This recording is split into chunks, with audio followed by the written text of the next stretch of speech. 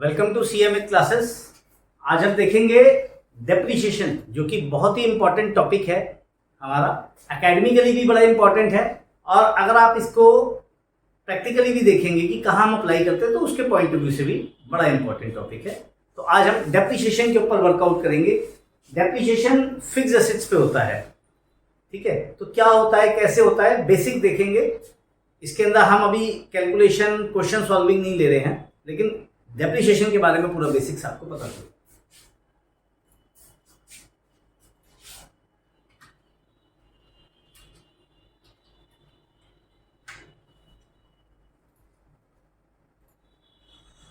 अगर मैं डेप्रिसिएशन की बात करूं तो आप सब क्या समझते हैं डेप्रिसिएशन से? आप सबको कुछ पता है डेप्रिसिएशन क्या होता है? सर क्या पता है? सर जब मशीनरी हम खरीदते नहीं, उसके बाद जो पुरानी हो जाती है उसका जो अमाउंट है वो कम हो जाता है, वैल्यू गिर जाती है। Value. In terms of money हम बात करें। और क्या हो सकता है, किस चीज का आता है? अगर हम कहते हैं कोई चीज डेप्रिशिएट हो रही है तो कैसे डेप्रिशिएट होती है, क्यों डेप्रिशिएट होती है, क्या कारण है उसके डेप्रिशिएट होने के। फिर हम बुक्स में उसी हिसाब से एंट्री करते हैं, क्या करते हैं क्या नहीं करते, वो चीज़ हमें समझनी है। तो डेप्रिसिएशन क्या? आपको तो रट गए, इन्होंने पिछली क्लास ली थी, तुमको तो एक एक चीज़ रटी हुई। माइंडसेट ना अभी बिल्कुल टेक्निकल टर्म्स में मत जाओ, वो मैं बताऊँ। तो डेप्रिसिएशन किस किस कारण से होती है, हिंदी में अगर हम बात करें तो क्या कारण, आप बताओ। आप भी थे पिछली क्लास में, मैं रिपीट कर रहा हूँ इस टॉपिक को, आप बताइए।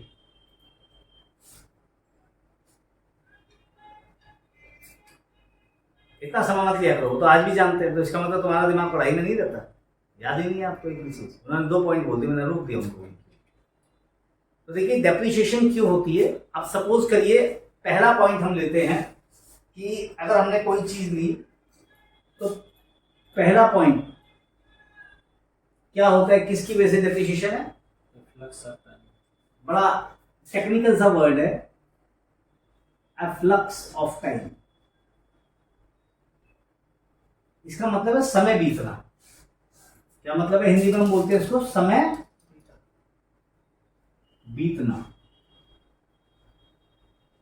यानी कि जब किसी चीज का समय बीत जाता है तो जैसे जैसे समय बीतता है वैसे वैसे उसकी कीमत कम होती है, ठीक है कि नहीं? अगर आज मैं एक कार लाया, मैं एक मशीनरी लाया, उसको मैं कार का एग्जांपल लेते हैं, बड़ा आसान है क्योंकि ये कॉमन चीजें जो हम सब यूज करते हैं। तो कार मैं अगर लाया और मैं मान लो उसको 2 महीने बाद या 3 महीने बाद उसको बेचने की कोशिश करूंगा, तो जितने की लाऊंगा उससे कम वैल्यू हो जाएगी। तो अब हम उसी के ऊपर कंसंट्रेट करते हो, सोचते कि किस किस कारण से वो वैल्यू कम होगी। तो पहला बात है एफ्लक्स ऑफ टाइम, समय बीत गया तो वैल्यू कम होगी। दूसरा कारण वियर एंड टियर। तो वियर एंड टियर यानी कि बोलिए क्या बोलते हैं, टूट फूट। टूट फूट की वजह से ऑब्वियस सी बात है, गाड़ी चलेगी तो टायर भी घिसेंगे, टूटेगी भी, साइड भी लगेगी। तो वियर एंड टियर की वजह से भी उसकी वैल्यू में कमी आती है। किसी भी एसेट की बिल्डिंग है, बिल्डिंग की वैल्यू में भी कमी आती है, बिल्डिंग पर भी डेप्रिसिएशन होता है, बिकॉज वियर एंड टियर हो रहा है, टूट फूट हो। क्लियर हो गई मेरी बात बेटा? और क्या कारण होता है? टेक्नोलॉजिकल। एक एक चीज उन्होंने रट रखी है, बहुत अच्छी बात है, मुझे बहुत खुशी हुई। पढ़ाना घर पे जाकर दोबारा है नहीं, ये और भी अच्छी बात है। यानी कि आप अपने माइंड को इस सेटअप से लेके बैठे हो कि मुझे अभी याद करना है, बाद में नहीं पढ़ना। तो आपने पिछली क्लास में पढ़ के इसको याद कर लिया। टाइम ही नहीं मिलता है यहाँ से जाने में। That is the main thing, आप सबको अपने दिमाग पर रखनी है। अगर हमारे पास समय की कमी है तो जिस समय पढ़ रहे हो उसी समय रट लो, याद कर लो। और ये रटना थोड़ा ना हुआ, तो ये दिमाग में घुस गया इनके, एक बार इनमें जवाब दे रहे हैं, ठीक है ना? तो क्या आएगा यहाँ पे बेटा? Technological advancement.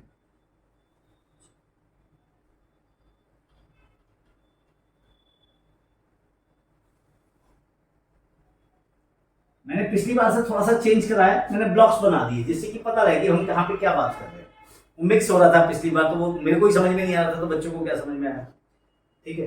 तो हम कहते हैं टेक्नोलॉजिकल एडवांसमेंट। इसका एक बड़ा अच्छा एग्जाम्पल देता हूँ। याद है आज से कुछ साल पहले की बात, हम आप तो छोटे हो तो आपके माँ बाप कहते होंगे हम तो ब्लैक एंड व्हाइट देखते थे भाई। आज के किसी के भी घर में, छोटे छोटे घर में ब्लैक एंड व्हाइट दिखता है आपको? चाहे कोई कितने झुकी झोपड़ी में बेचारा कोई रहता हो, तो उसके घर में भी आपको ब्लैक एंड व्हाइट में दिखेगा। छोटा टीवी दिख जाएगा, वो भी कलर। तो यानी कि टेक्नोलॉजी बढ़ी, ब्लैक एंड व्हाइट मार्केट से आउट हो गया, नई टेक्नोलॉजी में कलर आया। फिर क्या हुआ, एलसीडी, फिर एलईडी, आजकल प्लाज्मा है, अभी आगे और भी नई टेक्नोलॉजी आ गई। ठीक है, तो टेक्नोलॉजिकल एडवांसमेंट का मतलब हम क्या कहेंगे? अब देखो हिंदी में मुझे भी नहीं पता, वैज्ञानिक जो भी तो बढ़ा तो दिए, ठीक है, टेक्नोलॉजी का बढ़ना, इसका मुझे हिंदी थोड़ा सा पता नहीं है, आई एम वेरी वीक इन हिंदी, हिंदी की कोशिश कर रहा हूँ। नेक्स्ट क्या है बेटा? हाँ, बड़ा इंटरेस्टिंग, ये उन्होंने एक एक चीज याद कर दी, मुझे बड़ा आसान हो रहा है। ये बात हुई माइंड सेट की। सोच क्या है? बहुत अच्छा एग्जांपल है।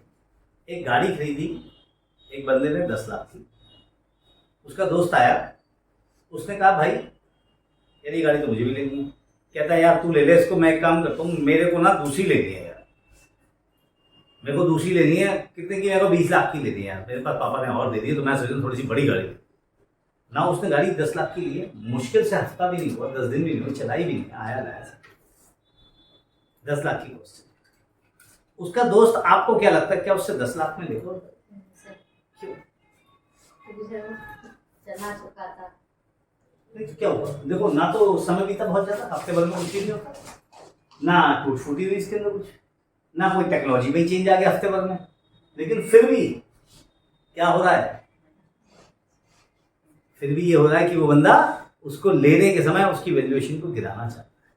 यानी कि माइंड सेट हमारा है, सोच या चीज पुरानी है, सेकेंड हैंड है, मैं क्यों दूं इसके नए के पैसे? And it happens to everybody, हर किसी के साथ होगा। और कोई कारण? पांचवा नंबर भूल क्या था भाई, बताइए,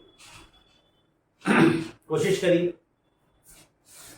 अच्छा चलिए, अब इसको एक एक करके थोड़ा समझते हैं। डेप्रिसिएशन पे क्या फर्क पड़ता है भाई? ये तो अब आपको समझ में आ गया डेप्रिसिएशन क्या होता है किसी चीज पे। हिंदी में कहते हैं ह्रास, ठीक है, मुझे लिखना नहीं आता इसलिए मैं लिख नहीं रहा कहीं बेकार में स्पेलिंग पे आएगी, बच्चे किसी को स्पेलिंग नहीं आती। तो रिफ्लेक्स ऑफ टाइम, समय बीतता है तो चीज की कीमत गिरती है, डेप्रिसिएशन लगाते हैं। वियर एंड टियर होता है, टेक्नोलॉजी का एडवांसमेंट होती है, माइंड सेट होता है, और क्या हो सकता है? डेप्रिसिएशन। मैं ही भूल गया, देखो मैं तो अपने दिमाग से बढ़ाता हूँ, मुझे भी एकदम रटी भी नहीं है चीजें। क्या होता है बताइए, क्या हो सकता है और किस कारण से हो सकता है चीज का? बताइए। प्रोडक्शन कैपेसिटी गिरना,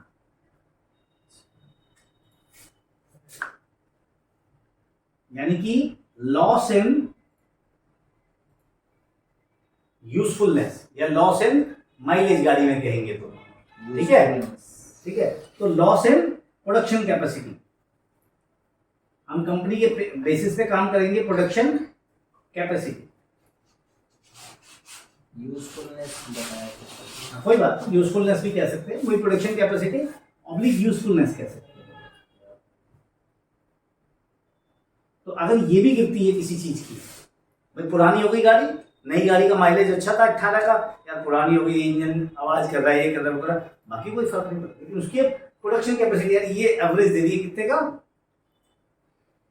15 का, 3 का एवरेज गिर गया, नहीं लूंगा तो 3 का एवरेज बढ़ेगा और बेनिफिट कमाऊंगा।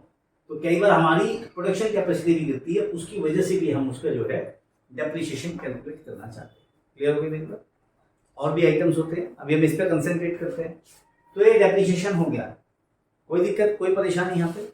अब ये डेप्रिसिएशन क्या हम किताबों में डालते हैं अपनी?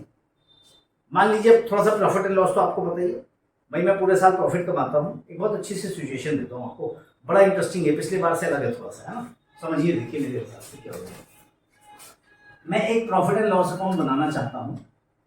एक बंदा कहता है भाई साहब मैंने जो है 10 लाख का माल खरीदा, ठीक है, तो परचेज हो गई मेरी कितनी? 10 लाख रुपीज इन लाख ले लेते हैं,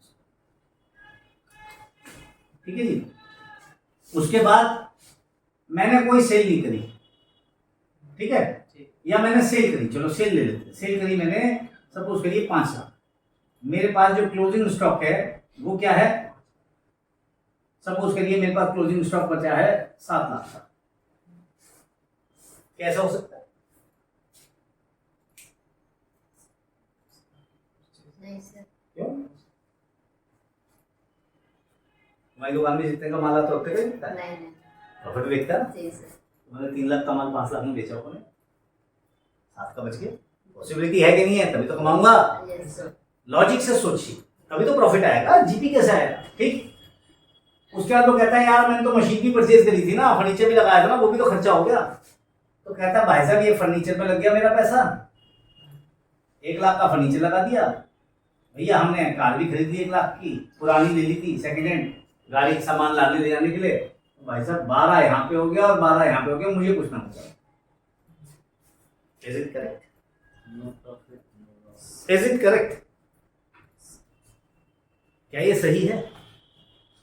कहता साल भर के अंदर भैया 10 लाख की तो परचेज करी, 5 लाख की सेल कर ली, क्लोजिंग स्टॉक 7 लाख का बच गया, 1 लाख का फर्नीचर लगा दिया था हमने, कार लगा दी 1 लाख की। भैया मेरे पास तो कुछ बचे नहीं आज की डेट में। क्या वो सही कह रहा है?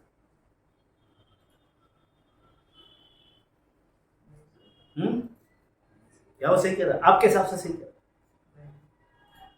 क्या कमी है? अभी जो बच्चा है तो उसको भी बेचेगा, उसको भी प्रॉफिट मिलेगा। ये वो बात की बात है। तो वो क्या कह रहा है? कह रहा है ये तो खर्चा हो गया, टेक्निकली उसके पास जीपी तो कुछ आया नहीं, सर वो 2 लाख जो उसकी प्रॉफिट बची थी उसने उसका फर्नीचर परचेज कर लिया ना, तो बचा नहीं, उसके पास कुछ बचा कि नहीं बचा? पैसा एसेट आ गया ना सर उसके पास। बचा है नहीं बचा, पैसा तो खर्च हो गया। तो क्या ये बात सही है उसकी? एक लेमन बात कर रहा है, नॉर्मल आदमी जिसको कुछ नहीं। आप अकाउंटेंट्स हो या आप चार्टर्ड अकाउंटेंट बनोगे या जो भी करोगे, आप उसको सलाह दोगे ना भाई तू कुछ गलती कर रहा है, क्या गलती है? आप समझाता हूँ इसको, यहाँ से हटा थोड़ा प्रेजेंटेशन को भी लेते, ठीक है बेटा? समझिएगा, इसी बात को मैं रिप्रेजेंट करूँ, समझना कहाँ दिक्कत आई। बहुत इंटरेस्टिंग सब्जेक्ट है अकाउंट्स, अगर आप पढ़ोगे ना तो दिमाग ऐसा खुल जाता है ना, मजा आता है। GP CD by GP BD. हम कुछ और बात नहीं कर रहे, हम सिर्फ डेप्रिसिएशन को समझना चाहते हैं, ठीक? अब उसने फर्नीचर कितने का खरीदा? यहाँ पे ये जगह यूज कर लेते, यूज होगी नहीं। उसने फर्नीचर खरीदा बेटा कितने का? 1 लाख का। उसके बाद कार खरीदी उसने कितने की? 1 लाख। टेम्पो कह लो पुराना, ठीक है? क्लियर? मुझे ये बताइए, ये फर्नीचर एक साल बाद क्या बेकार हो गया? फेंक दिया उसने? नहीं कार फेंक दी उसने? नहीं फिर क्या लगता है उसका फर्नीचर कितने साल चलेगा? तुमने दुकान में भी लगाया है, तुम भी जानते हो कितने दिन चलेगा? तुम्हारे हिसाब से फर्नीचर कितने दिन चलता है? 5 साल, 6 साल, 7 साल, 10 साल? हाँ है ना, बढ़िया लगाओगे 10 साल भी चल सकता है। तो एक टाइम पीरियड लेते हैं, सपोज 10 साल आराम से चलता है फर्नीचर। भैया एक गैलरी में लगाता है, मेरे ही लगो इतना टाइम हो गया, फर्नीचर आराम से चलता है 10 साल, ठीक? उसका कीड़ा लग जाए, उसके अंदर खराब हो जाए, या हमारा मन करे हम चेंज करना चाहते हैं, तो लाइफ क्या है उसकी बेटा? 10 ईयर्स। कार की लाइफ चलती है, दौड़ती है, भागती है। पुरानी भी ली थी मैंने तो 1 लाख की, टेम्पो वेम्पो जो भी कहा मैंने, ठीक है? तो इसको मैं कार ना कह के व्हीकल कह, तो मेरे दिमाग में बार बार कंफ्यूजन हो रहा है, व्हीकल ले लेते हैं इसको। तो कितने का 1 लाख का? इसकी लाइफ क्या होगी? 5 साल। पर 5 साल बाद इसमें से कुछ बचेगा? मैं ये मान के चलूं कुछ ना बचे। इस गाड़ी का 1 लाख क्या 50,000 भी कोई नहीं देगा, मतलब 50,000 क्या, मतलब 5,000 भी कोई नहीं देगा। तो हम मान के चलेंगे 5 साल बाद इसकी वैल्यू 0 है, लेकिन बेटा समझा फर्नीचर भी खराब हो जाएगा, मान लेता हूँ मेरा, क्योंकि मैं बदलूंगा तो सारा तोड़ फोड़ के निकालूंगा। हाँ यार, तो टेक्निकली क्या होना चाहिए? यहाँ डेप्रिसिएशन आएगा। अब समझिएगा मैं कहाँ आपको सिखा रहा हूँ क्या चीज, और ये आपको एक्चुअल जिंदगी में रेगुलर में काम आएगी। आप अपने यहाँ पे अप्लाई कर सकते हो, दुकान पे, शॉप पे, या अपनी किसी सोच में अप्लाई कर सकते हो। तो मैं ये मान के चलता हूँ अगर ये 10 साल चलेगी तो हर साल अगर मैं इसके 10,000 रुपये अपनी बिजनेस में चार्ज कर लूँ हर साल, तो 10,000 से घटा सकता हूँ इसको अगले 10 साल में, तो ये 0 हो जाएगा टेक्निकली। मैं 10,000 घटा दूँ, 1 लाख का था, अगले साल 90 का रहेगा, फिर 80 का रहेगा, फिर 70 का, फिर 60 का, फिर 50 का, फिर 30 का, 20 का, इस तरीके से हमारा खर्च है। कोई दिक्कत, कोई कंफ्यूजन बेटा इसमें? No sir. व्हीकल 5 साल चलेगी तो क्या मानूंगा? 20,000 हर साल घटा दूं, आया ना? कोई कंफ्यूजन? No sir. कहीं कोई दिक्कत? बिल्कुल आसान है। तो क्या ये सही नहीं होगा जो इस साल में मेरा नुकसान हुआ वो फर्नीचर में कितना हुआ उसको हम डेप्रिसिएशन के रूप में लिखते हैं। मैं बाकी कोई खर्चे नहीं ले रहा, पर इसका मतलब भी खर्चे नहीं होंगे। डेप्रिसिएशन हमने फर्नीचर पे लिया, डेप्रिसिएशन हमने किस पे लिया? व्हीकल पे लिया। कितना लिया फर्नीचर पे? 10,000। ठीक है, तो 10,000 को दशमलव 10 लिख सकते हैं। इस पे कितना लिया? टोटल कितना हुआ बेटा? 0.30। तो अगर यही होता तो मेरा फायदा कितना हुआ? क्या अब मैं यहाँ पे सही कह रहा हूं? क्या आप मेरी बात से सहमत हैं? आप तो नॉन कॉमर्स हैं, मैं एक लेमन की तरह पूछता हूँ। मैं नहीं हूं कोई accountant, I am not a chartered accountant, पर एक लेमन आदमी क्या सोचता है? अब बात सही लगती है आपको कि नहीं लगती? देखो टेक्निकली मैंने इसमें से 3 लाख का माल 5 लाख में बेचा, हाँ या ना? तभी तो 7 का बच गया। कॉस्ट पे तो करते हैं, देखो क्लोजिंग स्टॉक कॉस्ट पे होता है। ठीक, तो मैंने 3 का माल 5 में बेचा तो 2 लाख कमाए। 2 लाख में भाई ये तो मेरा इन्वेस्टमेंट है ना। अब जो एक्चुअल खर्चा हुआ वो इस एसेट पे, फर्नीचर पे और व्हीकल पे 10,000 और 20,000 30,000 का नुकसान हुआ। तो मैं 30,000 तो घटाना चाहिए मुझे अपने पीएनएल में से, या मुझे उससे ज्यादा घटाना चाहिए? मैं पूरी वैल्यू घटाऊंगा तो 0 हो रहा था, लेकिन मुझे तो एक्चुअल में 30 और मतलब 10 और 20 ही घटाना चाहिए। तो क्या बचा मेरा प्रॉफिट? देख सकता है। यहाँ किसी को कोई कंफ्यूजन?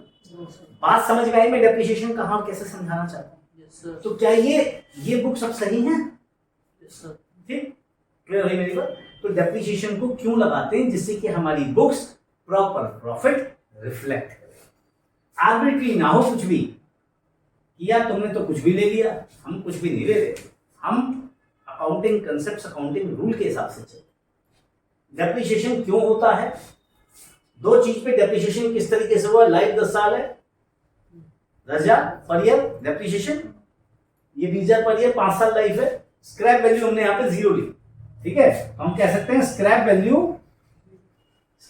का मतलब जब वो अपनी लाइफ पूरी कर लेगा तो क्या वैल्यू होगी? वो होगी 0। क्लियर होगी मेरी बात? अच्छी तरह के समझ में आ गई बात के लिए? अच्छी तरह से, बढ़िया। यहाँ पे ये पीएनएल बनाया तो ये हमारे पास प्रॉफिट आ गया 1.70। कहीं कोई कंफ्यूजन? अब एक और तरीका होता है, बड़ा इंटरेस्टिंग तरीका है, समझिए। मान लीजिए कंपनी है, कुछ प्रॉफिट कमाती है, इसी कंपनी को लेते हैं, ठीक। सपोज इसने प्रॉफिट कितना कमाया? 2 लाख। हमें फिगर्स को थोड़ा सा और इंटरेस्टिंग बनाने के लिए थोड़ी बड़ी फिगर्स की कैलकुलेशन, ठीक है। तो हमने लिया है ये ईयर, ठीक है। तो first year, second year, third year, fourth year और फिफ्थ ईयर, ठीक है। ये हमारा प्रॉफिट है। फर्स्ट ईयर में सपोज करो हमने 5 लाख कमाया, दूसरे साल में भी 5 लाख कमाया, तीसरे साल में भी 5 लाख कमाया, चौथे साल में भी 5 लाख कमाया, पांचवें साल में भी 5 लाख। कोई कंफ्यूजन? बिल्कुल सिंपल फंडा है, ठीक। मेरा जो डेप्रिसिएशन आता है यहाँ पे इस कंपनी के लिए, ठीक है, वो डेप्रिसिएशन मेरा यहाँ पे, सपोज मैंने यहाँ पे एक ब्रेक लिया, डेप्रिसिएशन है यहाँ पे 2 लाख पर ईयर। कोई दिक्कत? 5 साल में मेरी 10 लाख की एसेट थी, एसेट वैल्यू कितनी है? 10 लाख। ये 5 साल में फॉर 5 ईयर्स, ये 5 साल में जाके 0 हो गए, ठीक। कोई कंफ्यूजन? ऊपर वाले लॉजिक से समझ में आ गया बेटा? ठीक है। अब टैक्स को भी ले लेते हैं, यहां पे हम टैक्स रेट लेते हैं, ठीक है। 2 कंडीशन हम लेंगे। गवर्नमेंट का टैक्स रेट है सपोज करिए 25%, ठीक। मैंने डेप्रिसिएशन प्रोवाइड नहीं किया, ठीक, मैंने नहीं किया। क्या फर्क पड़ता है? क्यों हम लेते हैं? फायदे क्या क्या है, ठीक है, समझते हैं। तो मैंने टैक्स कितना लिया बेटा? 25%। तो कितना टैक्स आएगा यहाँ पे? 25 × 125, 1.25, 1.25, 1.25, 1.25, 1. कोई दिक्कत? कितना बच गया बेटा प्रॉफिट? 3.75, 3.75, 3.75, 3.75, 3.7। यहां तक किसी को कोई कंफ्यूजन? No sir. अब मैं ये कहता हूं भाई मेरे को तो ये फायदा हो गया। अब अगर मैं सोल प्रोप्राइटर हूं, सोल प्रोप्राइटर समझते हैं, एकल बेकारी, मैं ही चलाने वाला हूं, कोई मेरा पार्टनर नहीं है, तो मैं कहूँगा यार प्रॉफिट तो यार 3.5 लाख 4.5 लाख का हुआ है, क्या था? मैंने सोचा यार इसमें से एक काम करता हूँ यार, 1.75 ले जाता हूँ, 2 लाख ले जाता हूँ, ठीक है, 1.75 बिजनेस में छोड़, या 3 लाख ले जाता हूँ, 75 छोड़ देता हूँ, भाई मेरे घर के खर्चे भी चल, ठीक, मैं 3 लाख निकाल के, तो यहाँ पे है डिविडेंड अगर कंपनी है तो, या प्रॉफिट विदड्रॉन, या ड्रॉइंग्स इसको हम कहते हैं, ठीक है, डिविडेंड या ड्रॉइंग्स। सपोज मैंने 3 क्या बचा मेरे पास 0.75 75,000 रुपये सिर्फ, है ना, 0.75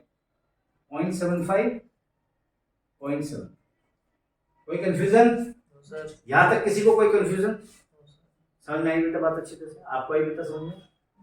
हाँ नहीं आई? देखो तुमने 5 लाख कमाया, तुमने 1,25,000 का गवर्नमेंट को टैक्स दे दिया, तुम्हारा बचा कितना 3.75, तुम्हें घर खर्च के लिए अपने प्रॉफिट को जो कमाऊंगा घर भी चलाऊंगा, तो 3 लाख तुम विड्रॉ करके ले गए। तुम्हारा काम कम में भी चलता है, 1 में भी चलता है, 1.5 में भी चलता है, 2 में भी चलता है, पर तुम्हें लगा यार प्रॉफिट तो बहुत है, 3 लाख ले जाते या 3 लाख ले जाते, तुमने छोटे 75,000 रुपये अपने बिजनेस में ग्रो करने, कोई दिक्कत? यहाँ पे कोई कंफ्यूजन? नॉर्मल आदमी भी यही करता है, भाई हम बिजनेस में से पैसा निकालते हैं फिर खर्च का, तुम भी निकालते हो, सभी निकालते हैं, मैं भी निकालता हूँ, कोई बड़ी बात नहीं, ठीक है, हमने डेप्रिसिएशन नहीं किया, ठीक। अब एक दूसरा सिनेरियो समझिए, दूसरा सिनेरियो बड़ा इंटरेस्टिंग है, समझिएगा, मैं यहां से समझाता हूं।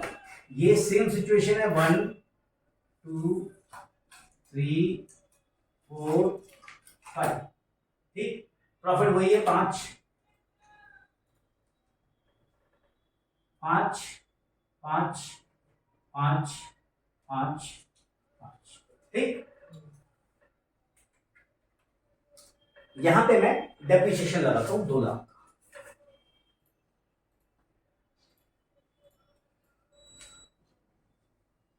प्रॉफिट कितना बचा?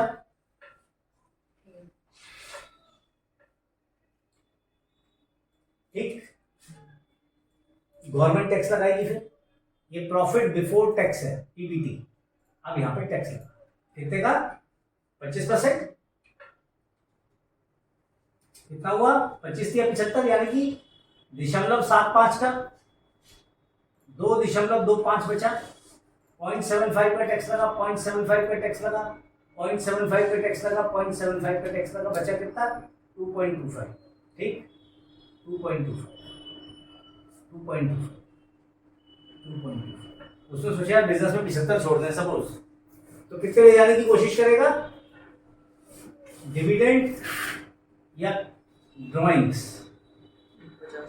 सपोज 75 ही ले जा रहा है भाई, 75 छोड़ देना, 1.5 लाख ले जा रहा है, सपोज 1.5, ठीक, कोई दिक्कत तो नहीं सर। उसके दिमाग में था 75 छोड़ दूंगा, ठीक, कितना बचा बेटा? कोई दिक्कत?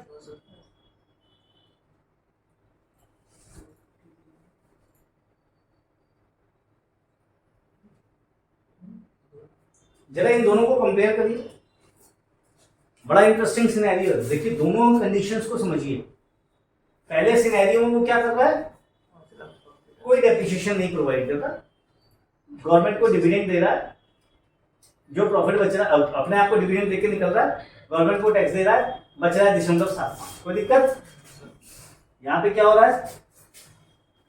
टैक्स दे रहा है गवर्नमेंट को 0.75, बचे हुए में से फिर कोई 1.5 लाख निकाल के ले जा रहा है, हाँ या ना? हाँ या ना? Yes sir. यहाँ पे कोई कंफ्यूजन, कोई दिक्कत परेशानी? आपको क्या लग रहा है कहीं पे कुछ बचत हुई है? हमें इस तरीके से काम करने से कहीं पे कुछ बचत हुई है? आखिर नजर रखो, शार्प, जरा देखना टैक्स कितना दिया, अरे ध्यान से देखो, 1.25 लाख, यहाँ कितना दिया? कितना टैक्स बचा? 50,000। कोई दिक्कत, कोई परेशानी? हाँ, 50,000 तो महीने का टैक्स बचा रहा हूँ, हाँ या ना? बढ़िया, इस केस में तो नहीं बचा। नहीं। अच्छा, यहाँ पैसा कितना निकाल के ले जा रहा हूँ बिजनेस से? 1 लाख। यहाँ कितना निकाल के ले जा रहा हूँ? तो बिजनेस में री इन्वेस्टमेंट कितने की हो रही है? वापस पैसा बिजनेस में कितना रुक गया? 1.5 एक्स्ट्रा रुक गया भाई, 50,000 तो टैक्स के नहीं गए, 1.5 वैसे रुक गया, तो बिजनेस में कितना पैसा बच गया वापस?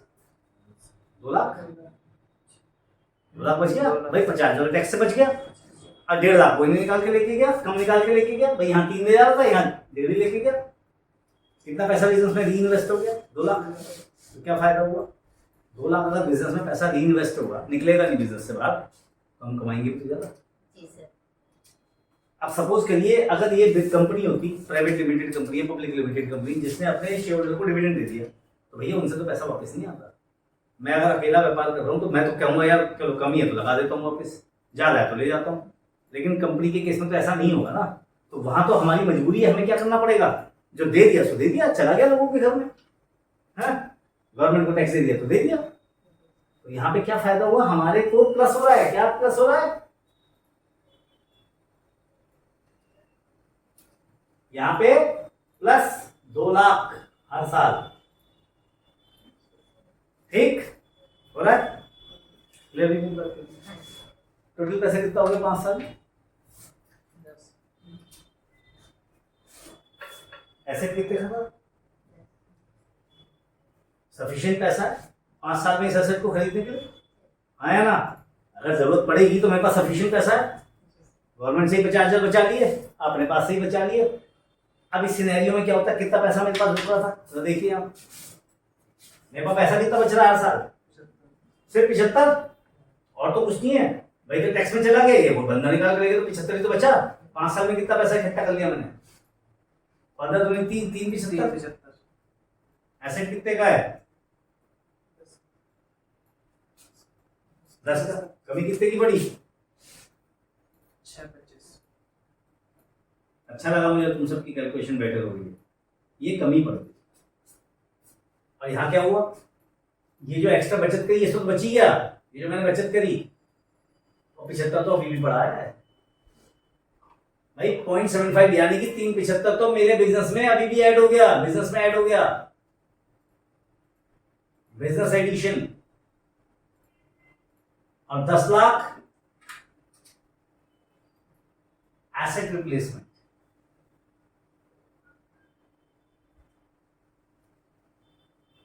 तो बताइए डेप्रिसिएशन प्रोवाइड करने का फायदा है या नहीं है? किस कारण से? 2 फायदे। पहला, इनकम टैक्स में गवर्नमेंट को टैक्स से बचत हमें मिली, टैक्स हमने कम किया। दूसरा फायदा, क्योंकि पैसा कम कमा हुआ दिखा तो निकाला भी कम तो बिजनेस में रीइन्वेस्ट भाई। तो पैसा तो घर के जेब में जितना डाल के ले जाओ उतना खर्च हो जाएगा। जब मुझे बिजनेस को ग्रो करना है तो मैं कहूंगा भाई मुझे इस एसेट को भी तो रिप्लेस करना है 5 साल बाद, 10 लाख का कहां से लाऊंगा पैसा, तो मैंने बिजनेस में पैसे को रीइन्वेस्ट किया। तो क्या आपको लगा कि डेप्रिसिएशन प्रोवाइड करना बिजनेस के लिए अच्छा है? यहाँ पे वर्ड लिखना भूल गए, क्या है डेप्रिसिएशन, इंपॉर्टेंट चीज तो लिखी। तो डेप्रिसिएशन प्रोवाइड करना अच्छा है ना हमारे लिए? आप लॉजिक समझ में आया? इससे ज्यादा नहीं बताऊंगा, दिमाग के ऊपर निकल जाएगा, ठीक है। छोटी छोटी क्लासेस ही रखते हैं। पहले हमने पढ़ा, क्या पढ़ा? डेप्रिसिएशन। डेप्रिसिएशन किसकी वजह से?